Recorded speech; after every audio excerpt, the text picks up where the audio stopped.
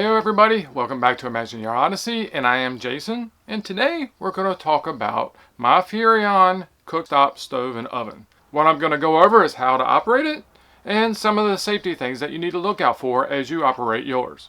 Before we dig into the video, I'd like to ask you, if you haven't already subscribed, go ahead, click on the subscribe button now. It doesn't cost you anything, and you get to hang out with the community, and if you liked the video, give it a good old thumbs up, and leave some comments down below. Let me know what you think of the video. Let me know what you think of how I'm doing with the videos. Also, hang out to the end of the video because there's going to be some bloopers and some recommended videos for you to go watch later. Now let's go ahead, head over, and start talking about how I operate my oven and my stove and some of the safety things that you need to look for. So let's go ahead and get started with the oven part of it and talk about the components on the inside and some of the things and how it operates. So first I got the door. I open up the door, and on the inside I got a rack right here. The rack is where you're going to put your food, your cookware, whatever on top of. Now we got a heat distribution tray right here. Underneath of the heat distribution tray is one of these heating elements. Now the heating element is not like the one you have in your home unless you have gas at home. It's one of the propane ones, kind of like your gas grill outside. Gas comes through the tube right here, sends up a flame, comes through the distribution tray, sends out the heat evenly, and then in the back way back there is a thermostat, and when it hits the temperature that you want, it will turn the flame off, lower it down, slow it down, whatever it needs to do to maintain that temperature. Now just like your oven on the inside of your home, you have a tray right here that slides out. This is where your cookware goes, like we said before.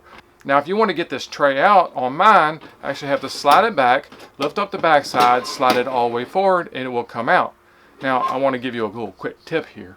When we bought ours, this little prong right here was a little too tight, and I couldn't slide it in and out correctly, so I finally got the tray out, opened them up a little bit, and was perfectly good after that. Also on the inside is a cook light. I can hit a little button right here, and a light comes on the inside so that when I close the door right here, I can look through the door and see whatever I'm cooking and how it's doing. Now to talk about how to get the oven actually started, a lot of people have asked me this question, so bear with me as we talk about this piece. On the right side over here is where my knob is to set the temperature for the oven. Now on the inside of the oven, it's not just going to magically start making a flame. You need what they call a pilot light. What that pilot light is just a little small flame on the inside where that is going to actually allow the flame to start down that tube to make heat on the inside. What that pilot light is going to do for you then is it's just going to stay there and sit there until you actually turn it all the way off so that you can turn the temperatures up and down depending on what you need to make sure that it stays lit correctly. Now in order to do that, I have to take my knob, push it in, and turn it to a little flame marker.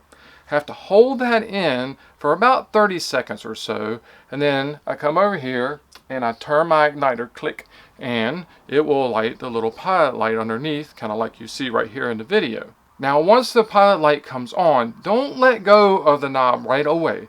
Let it sit there and run for just a few minutes so that you can make sure that the pilot light stays on. Now if you let go of the knob and the pilot light goes out, then just push down the knob, turn that little clicker, ignite it again, hold it for a little while longer, and then it will take and hold. Once you have that set, you can do whatever you want. You can go ahead and close it up and let it get to temperature, or you can go ahead and put your food in, however you like to cook, but you're ready to go after that. Now as far as the stove goes, it's kind of like the oven. I have 3 burners like this one here. I got one here, one over there, and one over there. Each one of them has its own knob on the front that you have to push and turn and get your flame going. Now, it operates slightly different. In this case, you're going to go push it in, turn it to the little flame, turn the little igniter, and poof, the light's going to come on, or the flame's going to come on. At that point, you can turn the knob to get whatever desired flame amount that you want or temperature that you want to cook with, and then after that, you're ready to start cooking. Alright, now for some quick safety tips. If you ever open up your oven or your stove and try to light it and it doesn't come on and you can smell that propane smell, stop right there. Don't light it. Your camper's starting to fill up with propane. The last thing you need is to light a flame and poof, you got a huge flame inside of your RV.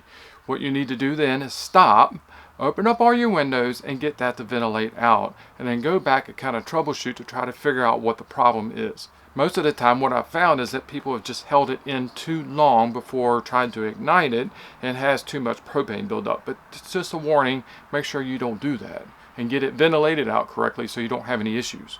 Also, another quick tip.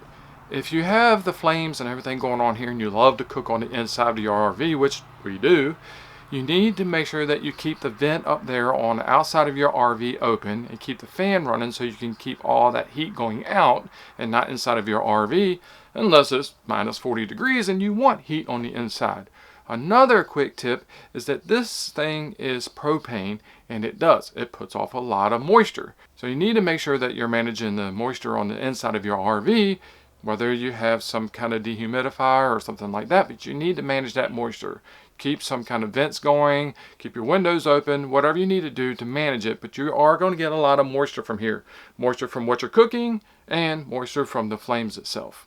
Thank you for joining in. I hope you enjoyed this quick tutorial. And until the next time, enjoy your oven, wait for the bloopers, and God bless. Now when you want to light one of these up here, all you're going to do is take this and you can push it in and turn it, and you're going to turn this little knob right here and you're going to ignite it.